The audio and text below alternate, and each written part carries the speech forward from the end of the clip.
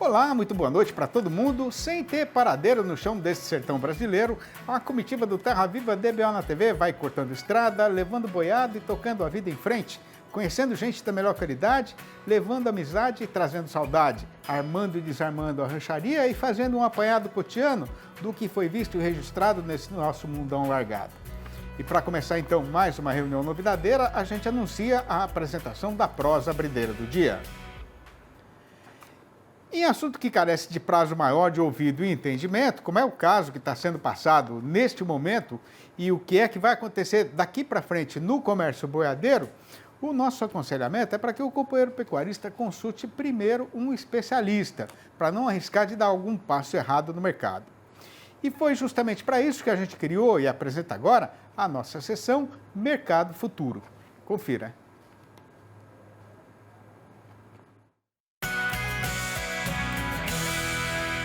Olá, amigos do canal Terra Viva, aqui quem fala é Douglas Coelho, eu sou zootecnista e um dos sócios fundadores da Radar Investimentos. E hoje eu estou aqui para traçar um breve panorama dos mercados de boi gordo e de milho. Bom, começando pelo lado do boi gordo, a tão esperada notícia de retorno da China às importações de carne bovina do Brasil veio durante essa semana. Isso traz uma descompressão de risco, um alívio para praticamente todos os elos do setor. E na B3, no mercado físico, os preços não reagiram diferente desse alívio. As cotações subiram, a gente teve uma melhoria do ânimo dos pecuaristas em relação a preço e das indústrias também, que voltam a ter um mercado muito importante, que paga bem, que leva volume. Então, durante essa semana a gente notou que aquele ágio de 10 a 15 reais frente ao boi comum, voltou a ser praticado em boa parte das praças pecuárias que possuem plantas habilitadas para a China. Então a gente tinha 280, 282 aqui em São Paulo, no boi comum. Os preços hoje, com essa referência do boi China, já estão mais próximos de 291, 292. Tivemos pontualmente até negócios de 300, mas negócios mais espaçados. Vale a pena lembrar que estados como Espírito Santo, Paraná e Rondônia, deve haver uma competição por esse tipo de matéria-prima, uma vez que novas plantas foram habilitadas para esses locais. Pelo lado do milho, a gente teve mais uma semana de pressão negativa. A gente teve, os primeiros meses do ano, boas condições para desenvolvimento das lavouras, não só de chuva, mas também de luminosidade. A gente tem uma demanda interna morna e tem também preço das commodities lá fora, caindo, petróleo, minério. A gente teve também altas de juros, tanto dos Estados Unidos quanto da Europa. Então esse combate à inflação tem também refletido nos preços dos grãos. Não só o milho, mas também a soja tem sofrido nos últimos dias. Aqui no país, por mais que tecnologias como Bolsa Silo e outros tipos de armazenagem tenham surgido e vigorado nos últimos anos, a armazenagem ainda é um calcanhar de Aquiles em alguns pontos. Então, com a colheita da soja, boa parte dos produtores tem negociado a soja e assim preferem esvaziar os armazéns com o milho. Isso tem estimulado a venda do cereal. Bom, pessoal, essa é a mensagem que eu gostaria de passar para vocês. Um forte abraço e contem com o time da Radar Investimentos. Um abraço. Dando seguimento na função, a gente trata agora da manutenção do fornecimento e do abastecimento do paiol e da despensa, com a recitação das notícias sobre o mercado dos insumos mais usados pelo fazendeiro brasileiro na mantença do seu gado. Olá, meu nome é Rodolfo Silber, sou engenheiro agrônomo e analista de mercado da Scott Consultoria e hoje eu vou trazer um pouco para vocês sobre a relação de troca entre o boi gordo e o farelo de soja. Bom, com o avanço da colheita e a maior disponibilidade da oleaginosa aqui no mercado interno, as esmagadoras aumentaram suas atividades em consequência, o farelo de soja também teve uma maior disponibilidade aqui no mercado interno. De acordo com o levantamento da Scott Consultoria, nessa primeira quinzena de março, o farelo de soja estava cotado em R$ 2.773, isso sem considerar o frete. É uma queda aí de 4,9% frente à média de fevereiro.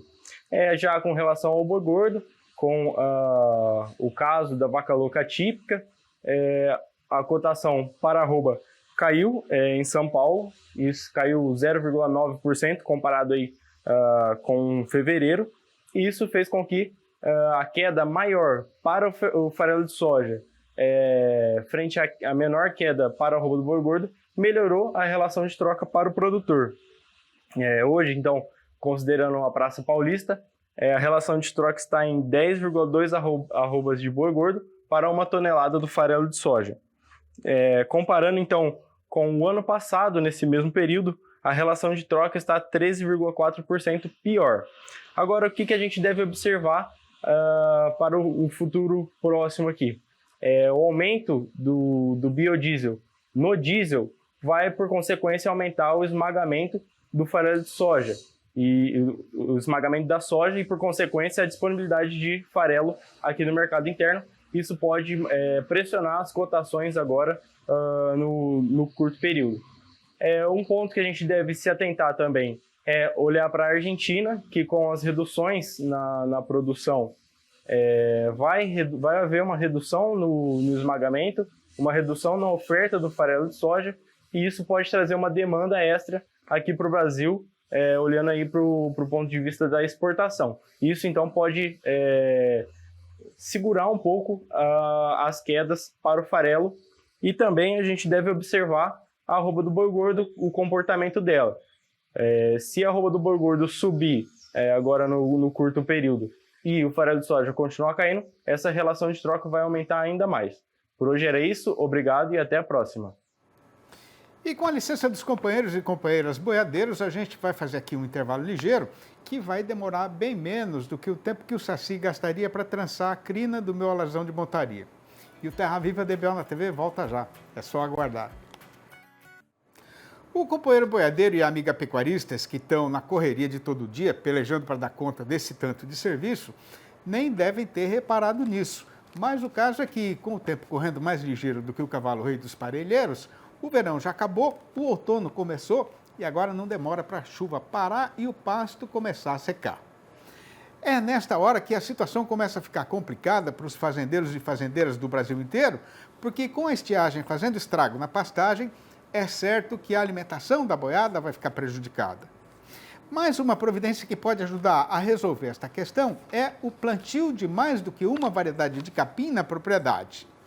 Pois então, para adquirir maior sabedência a respeito de como é que isso pode ser feito, a gente convidou para a nossa entrevista do dia o engenheiro agrônomo Marcelo Villa, coordenador técnico de agronomia do Grupo Matsuda, que vai participar do programa falando ao vivo pelo computador, diretamente de Presidente Prudente, aqui no interior do estado de São Paulo. Boa noite, Marcelo. É uma satisfação receber sua visita virtual aqui no nosso arranchamento informático e internetico. Seja muito bem-vindo e faça o favor de se sentir em casa. Boa noite, Sidney. Boa noite a todos aí que estão nos acompanhando. É um prazer aqui participar do seu programa. Muito obrigado, o prazer é nosso. Ô Marcelo, qual que é a principal vantagem de plantar mais do que um tipo de capim na propriedade? Ô Sidney, quando a gente pensa em fazer um mix de variedades, a gente pensa em fornecer para o animal, como a gente sabe que precisa de comida o ano todo e de qualidade, é você tentar ter esse volume de comida na propriedade à disposição do animal diretamente para ser pastejado ou de forma conservada na propriedade. É essa a nossa intenção de fazer essa diversificação de pastagens dentro da propriedade. Ô Marcelo, agora quais são os riscos que o pecuarista ajuda a diminuir plantando diferentes variedades de capim na fazenda? Olha, Sidney, a gente sempre procura tentar evitar a monocultura, né? Porque a monocultura não é muito bom, porque se der uma praga, uma doença numa espécie ou numa cultivar, você tem o risco dela se perder toda e aí você não tem alimentação para o seu animal naquele período ou no ano. E a gente sabe que quando você planta várias cultivares ou várias variedades na mesma propriedade, separadas ou em mix mesmo, dentro da mesma pastagem, você evita esses riscos, tanto dos bióticos como dos abióticos. E a gente pode até dar um exemplo muito bom esse ano. Esse ano nós estamos com um índice de chuva, de modo geral, em todo o Brasil, com exceção do extremo sul do Brasil, bastante elevado. E algumas áreas na propriedade que não tinham problemas, talvez, com má drenagem, nesse momento está tendo. E se você tivesse uma única variedade ou uma única cultivar colocada na propriedade que não fosse tolerante ou resistente ao excesso de umidade, você poderia estar perdendo sua pastagem. E você tendo esse mix ou tendo essa diversificação, você diminuir esse risco. E outra coisa também é com relação às pragas. A gente sabe também que nesse período que a gente está saindo agora, que é saindo do verão para o outono já, a parte de cigarrinha das pastagens também é bastante intensiva. E algumas variedades você tem uma tolerância ou uma resistência elevada, que diminui também perdas excessivas. Agora, como é que o fazendeiro faz para saber quais capins ele pode plantar na sua propriedade? Quando a gente vai fazer uma indicação ou fazer uma análise, a gente sempre procura levantar dentro da propriedade quais são os pontos limitantes, né? Tanto da propriedade em termos de manejo, como também os limitantes para cultivares. Então a gente tenta verificar dentro se eu tenho um solo que é muito fraco, que não tenho condição de fazer uma correção e eu não tenho condição de colocar a cultivar mais produtiva, porque ela exige uma fertilização mais alta, mais adequada, a gente coloca o quê? Uma variedade ou uma cultivar menos exigente em solo. E não quer dizer que essa cultivar ou variedade menos exigente em solo, que ela não vai ter uma produtividade elevada. Pelo contrário, na condição dele, ela vai dar um resultado excelente. Então a gente procura analisar esses fatores limitantes dos dois lados, para a variedade e para a propriedade. De que forma o tipo de solo da propriedade influencia a escolha dos capins a serem plantados? Sim, isso é um ponto muito importante, Sidney, porque é o seguinte, a gente sabe que no Brasil é um país muito continental, então nós temos diferentes classes de solo, diferentes fertilidades naturais, diferentes topografias, mas vamos pensar principalmente na parte de textura do solo. Nós sabemos que nós temos solos muito argilosos e solos muito arenosos. E algumas cultivares, ou algumas espécies, algumas variedades, elas se adaptam melhor a cada tipo de solo. Vamos pensar em solo argiloso. As braquiárias, de modo geral, elas não vão muito bem.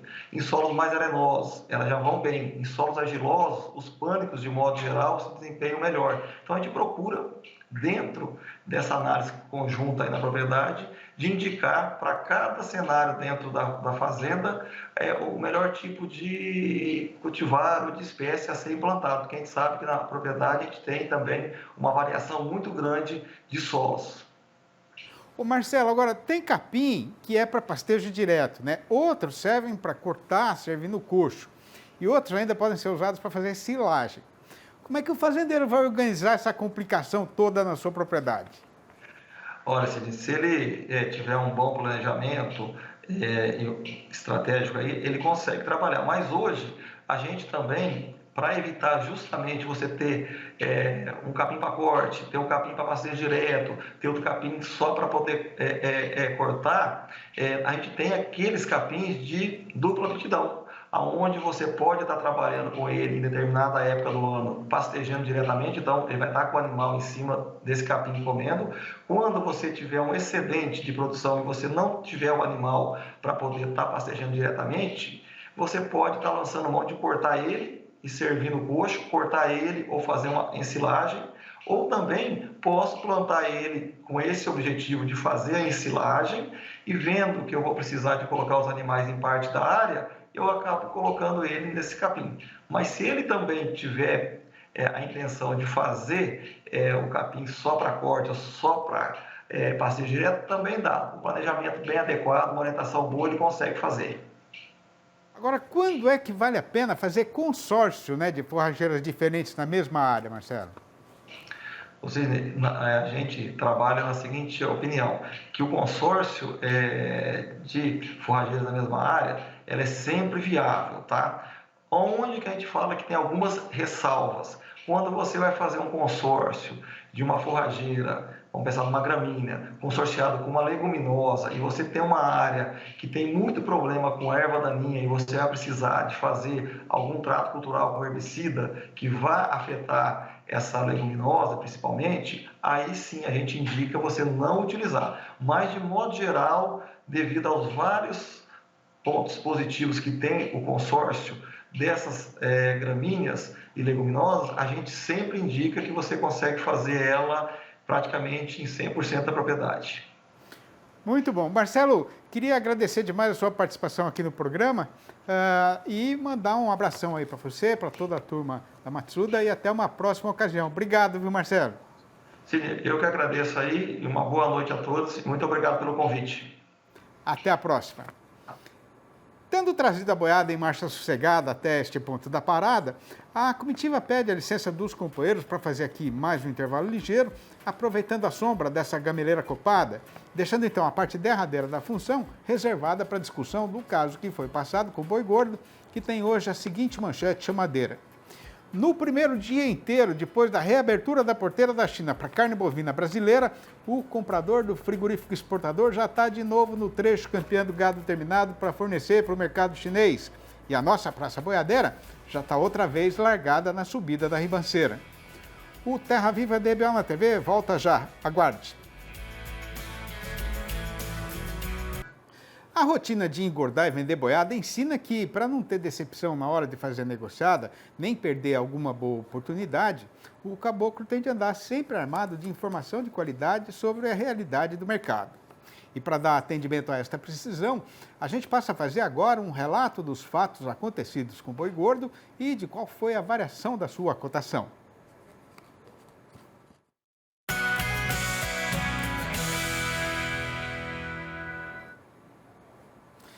E o que tem para ser contado é que, no país inteiro, os companheiros e companheiras boiadeiros continuam roendo o cantinho dos dedos de ansiedade. Mas se até outro dia o motivo era a longa espera pela decisão das autoridades sanitárias da China a respeito da reabertura da porteira para a carne bovina brasileira, agora a questão é saber o que é que vai acontecer daqui para frente, com a exportação sendo efetivamente retomada. É claro que o carretão não muda de direção assim de repente, né? Mas o caso é que a nossa praça boiadeira já está de novo largada na subida da ribanceira. Logicamente que no mercado pecuário não tem ninguém que não seja minimamente informado. De modo então que nos dois lados da cerca, todo mundo já tinha um planejamento feito para quando chegasse esta hora de voltar para o eito e recomeçar a negociada de boiada, né? Pois então, da parte do pecuarista, o jeito escolhido para fazer o enfrentamento dessa consumição foi deixar o gado sossegado na invernada, aproveitando aí a fartura de pasto depois de uma estação chuvosa bastante generosa, na intenção de escorar a pressão baixista e poder esperar a cotação melhorar.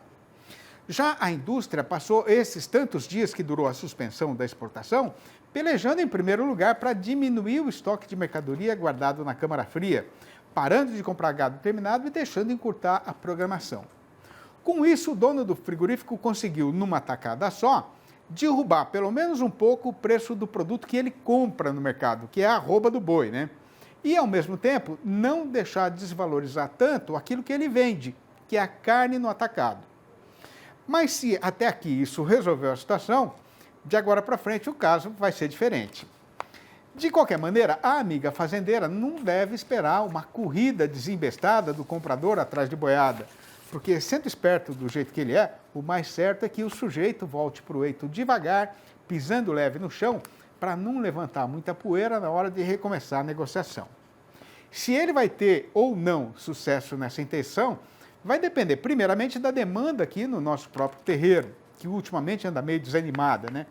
Mas principalmente do tamanho da fome do nosso estimado freguês chinês, que ficou aí sem comprar a nossa carne por um mês inteiro. No balanço do dia da Scott Consultoria foram apuradas mudanças nas cotações em 14 das 32 regiões pesquisadas em todo o Brasil, sendo que a arroba subiu em 12 praças e só caiu em 2. A lista das arribadas foi comandada por Barretos de Araçatuba, aqui em São Paulo, onde o boi foi para R$ 278 a prazo e livre do fundo rural. No Espírito Santo, a alta foi geral, com o macho indo para R$ 238,50 e a fêmea para R$ 223,50. No sul do Goiás, o boi aumentou para R$ 249. No mesmo trieiro foi o Sudeste de Mato Grosso, que trabalha agora com o macho a R$ 244,50. Em Campo Grande, a capital de Mato Grosso do Sul, a fêmea pulou para R$ 246,50. No oeste da Bahia, o boi avançou também para R$ 246,50. Em Marabá, no Pará, o macho já está por R$ 236,50. No sudeste da Rondônia, os preços novos são R$ 229,50 para o boi e R$ 207 para a vaca. No sul do Tocantins, o valor mínimo do macho é R$ 236,50. Em Belo Horizonte, a capital das Minas Gerais, o boi melhorou para R$ 254. No sul do estado, o macho foi levantado para R$ 254 e a fêmea para R$ 236,50. Mas na região norte, o mercado foi para o lado contrário e o boi foi derrubado para R$ 243,50. E no Triângulo Mineiro, o macho caiu para R$ 254. No chão deste cerrado pisado pelos cascos da boiada, eu já fiz história, mas continuo na estrada porque não carrego comigo a ilusão de glórias passadas e também não desapego do presente. E tendo a precisão de tocar a vida em frente, eu vou seguindo na lida, repicando berrante e maliciando os trieiros para conduzir meu gado e meus companheiros, até chegar o dia em que, vencidos todos os caminhos, eu vou virar passarinho e poder ficar lá no céu só para voar, sem precisar mais de trabalhar. Usando a poesia para aliviar a dureza da lida e celebrar a beleza e a alegria da nossa vida sertaneja, a gente foi guardando essas prosinhas rimadas que são recitadas todo dia aqui no fechamento da nossa função. E quando não cabia mais na gaveta, o jeito foi juntar tudo e publicar nos 4 livros da minha série Versinhos de Caipira, que continuam à disposição dos companheiros e companheiras, boiadeiros ou não. Se o amigo e a amiga ainda não leram e quiserem saber como fazer para adquirir um exemplar ou logo a coleção inteira, podem ligar para mim mesmo, no meu telefone pessoal, que é o 11 98 224 1807. Repetindo, 11 98 224 1807. Ou mandar um e-mail para sidneymasco@uol.com.br ou ainda achar meu nome lá no Facebook. As modas já estão cantadas, as notícias já foram contadas e, para não deixar a companheirada cansada, a gente vai pondo a viola na sacola e anunciando a retirada, ficando combinada a volta do Terra Viva DBO na TV para segunda-feira, às 6h30 da manhã e às 7h25 da noite. Um abraço para todo mundo, um abraço especial para o Zé Antônio Pinto, lá de Águas Formosas, nas Minas Gerais. Um excelente final de semana para todos e até mais ver então.